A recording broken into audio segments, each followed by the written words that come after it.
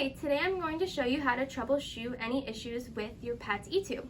So one of the first issues you might come by is if your pet gets fed too fast, or in the case of whatever illness they have, they get nauseous, they might start vomiting. If that's the case, you want to stop the feeding immediately and take a 6 ml syringe or a 10 ml syringe and get 5 to 10 ml of water and twist off the cap, or if you're already feeding, open and twist the water on, and you're gonna give the water, and then you're gonna close the tube back up and wait until the next meal to give any more food.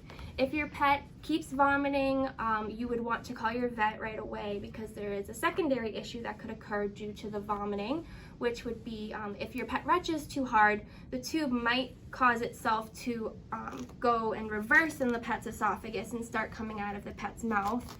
It would look like this coming out of the pet's mouth. If that's the case, it is a medical emergency in the sense you don't want the pet to chew on the E-tube, and you also don't want to cut at it and like all of those scenarios, and that's a very, very low risk of happening. I've never seen it happen, and it does happen.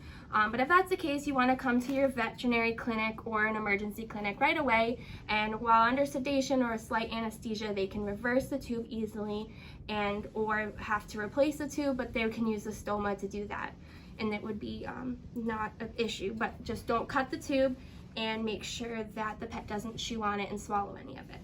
And then the third thing that could happen is the tube could clog. So if you don't follow through with food or medications with water every meal, the tube could clog.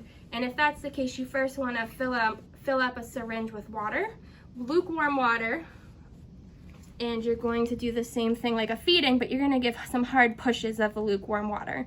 If you're still getting resistance and this plunger isn't moving when you're trying to give the water, then you're going to try to fill a syringe with regular red bottled Coca-Cola, and just not diet, because that's toxic for pets with the sugar in that. So you want to give regular Coca-Cola and do the same thing and give bursts, and that should be enough to dissolve the clog in your tube. But if not, you would want to call your veterinarian and see what else they can recommend for troubleshooting. They might want to have you come in and replace the tube. So that's all for troubleshooting.